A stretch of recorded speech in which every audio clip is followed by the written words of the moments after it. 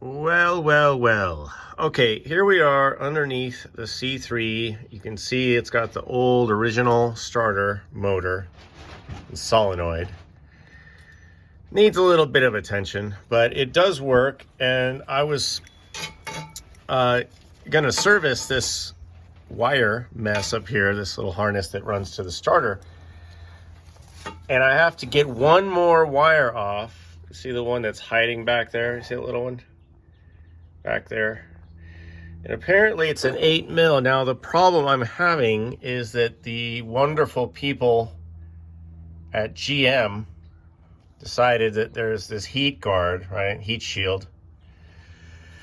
And I know it's kind of roach, it's kind of bent. I don't have a problem with the heat shield. What I have a problem with is the fact that you can't get a ratchet, you can't get a wrench on that bolt, on that nut, because it doesn't fit in there. And apparently it's an 8 millimeter, which I think is weird, but that's what one person said. I don't really know. I'm not sure about the size exactly because I can't get anything on it. So I'm thinking I'm just going to pull this whole thing and take the wire off when I pull it down. And maybe I'll do the same thing putting it back. It's just nearly impossible to do anything with this heat shield. And then the heat shield is connected, it's held on. There's a 1/2 inch bolt up there, but look how tight it is. I don't think you can even get a socket around that because there's no room. I'll try. But what a pain in the ass, you guys, to just get the wires off of the solenoid. Well, that in particular, the one inside wire. I don't know why they thought that was convenient. This one came off. This is your hot wire, and then the ground. It's grounded to the frame right here. But man, all right. I'm gonna look for a solution. I might just pull this whole thing and get the wire off that way. Oh my God, you guys, that was difficult. I got it off. I took the little heat shield out. It wasn't too hard, 1/2 inch on the top. And then I had to loosen this. I had this really super roach ground wire, which I will replace. I had it screwed onto the top of the starter. And then I did get a socket on the little tiny nut. I don't think it's 8 mil. Maybe if somebody's been in there and replaced it, it's an 8 mil, but 8 mil didn't fit. What did fit was a 11/32. Yeah, 11/32. All right, you got 2 of these. Well, one on each side. You may not have a wire on each side. And I'm talking about this and the other post over here. It's hard to see. I think I'm going to go ahead and pull these out. So I've got these, just 2 more bolts down here. I think those are 9/16, I think. I have it on this. Let me just confirm that. What is it? Yeah, 9/16. I'm going to keep working, and we're going to pull the starter out, test it, look at it, and then we're gonna fix this mess, because this is not good. It's like Muppet Town. Muppet wires. Starter is out, you guys, and it is gross.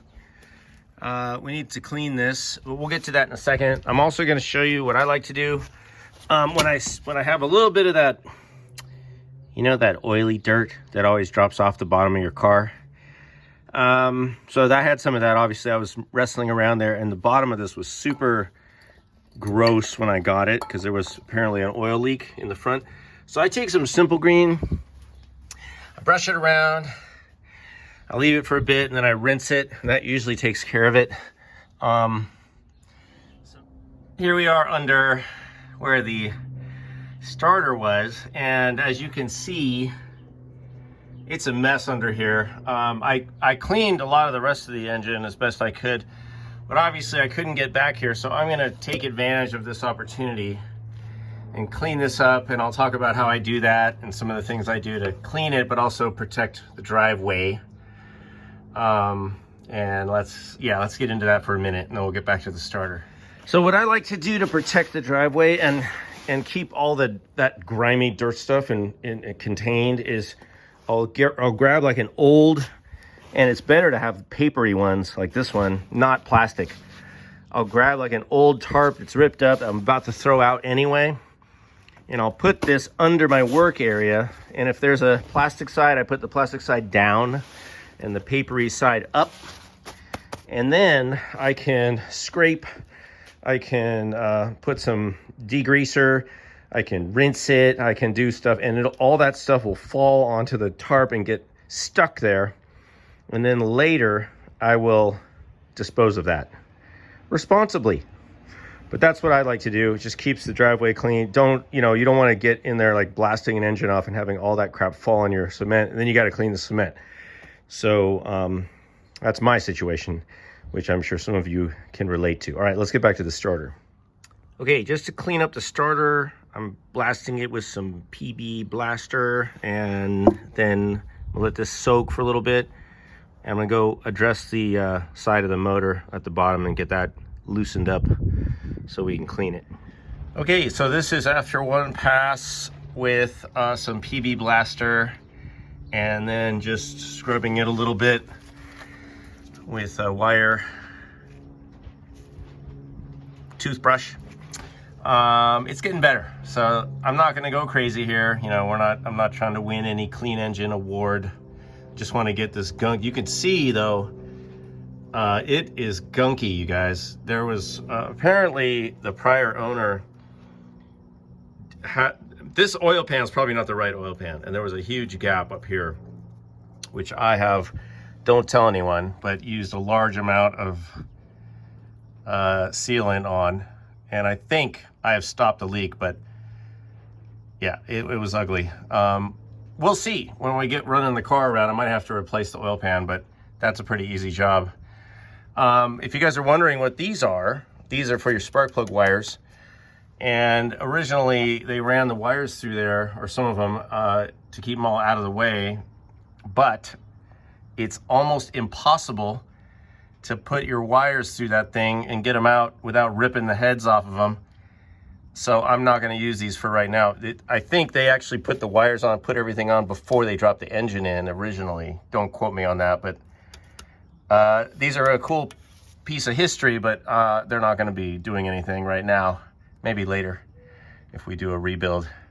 Okay, so I'm just gonna clean this up, the PB Blaster. I'm gonna clean off with some Simple Green. Just taking a little break, getting this cleaned up. I'm gonna chase these threads down because they're a little tight. But this is looking pretty good. You guys, I thought it was painted actually, because it was so black. Like, it had a whole bunch of black on it. And now I'm thinking that it was either it's old paint coming off really easy, or it was just engine gunk. But I'm gonna check. Let's see, that's coming out a little. I'm gonna go ahead and check some photos and see if this is supposed to be black, which it maybe is. Then maybe I'll paint it. But actually, it looks pretty good like this, so I might just leave it. Nobody sees this anyway, except other Corvette guys and old car guys that want to see what you have original on your engine. And then they're like, oh, is that a Gelco 1998236 L30? Oh, yes it is. Wow, that's cool, man. Oh, USA, look at that. Go USA. Okay, let's go. Okay, I just wiped this down with Simple Green, and that's as clean as it's gonna get for right now. Much better. I'm gonna go ahead and pull this grounding wire off and make a new one, because I really don't like the way that looks. So pull that out and make a new one. Old gross ground wire, new, nice. Flexible, waterproofed wire. It's one size smaller in wire, but this is really efficient, and it'll be great. Hooray for pack readiness, you guys. I just happen to have this piece of heat shield from another project, and I cut off about a ½ an inch and it fit perfectly. So no more frying rubber on the ground wire. Alrighty, I got it cleaned up. It's looking good. I put a little bit of grease on the gear and it's ready to go back in. However, I'm not sure if I want to put it in right now because I've got wiring stuff to figure out first. So I'm gonna take a look at the pigtail real quick, but I'm gonna pack this in for today. I was gonna test it, but I don't have a battery that has enough charge, so I'm trying to charge a battery. It does work though. It was working before and I don't see any problems, so I think we're good. We're good to go back in. Let's take a look at the pigtail real quick. Okay, gang. Well, this is a question about wiring going down from the main engine compartment harness into the starter area. So let me show you what I found, and then hopefully somebody out there on the interwebs can advise me. First of all, we've got the large red wire, which of course somehow got spliced together, or maybe that's factory, but it has this covering. Okay, that's our power, constant 12 volt, my understanding is. We've got our purple, and the purple, look at that, isn't that nice? Purple comes out here to what looks like another red wire, and that's, I think, our power on, our switched on power for the solenoid. We've got a small ground wire that hooks up to the solenoid, and that needs to be replaced. And then we've got this wire, which is brown. Well, I don't know if that is brown. It looks like a cloth. What is that? I don't know.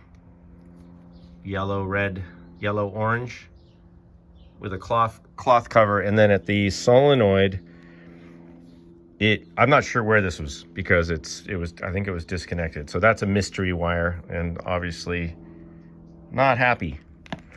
And then this is the weirdest thing. We've got this really long brown wire with a white stripe.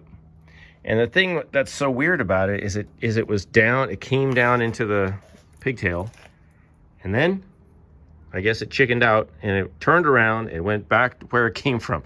So this whole thing was just along for the ride and not doing anything. It was just bunched up inside the pigtail. All right, so that's what we're working with. Let's review. We've got basically these 4 wires coming down, which seems like the right number. Power, solenoid, the purple, the whatever this is coming in, and then we have a ground, which was attached to the solenoid. All right, so what am I looking at and where does it connect? Mainly, I'm asking about, I think these two. I know where the red and the ground connect, but I'm thinking about the purple and then whatever this is. I think this would be considered the yellow, right? The yellow, which connects to the other side of the solenoid. So your solenoid is here. And my understanding is the purple usually goes here, and that's your switched on 12 volt. Your power is here. And then the yellow one would be here. They had it disconnected, so I'm wondering if they changed something up in the engine. Your yellow would be here, that goes to your I'm forgetting the word, but you know, your power distributor area. And then your ground goes on here. All right. Your coil, that's what I'm talking about. This I think goes to your coil.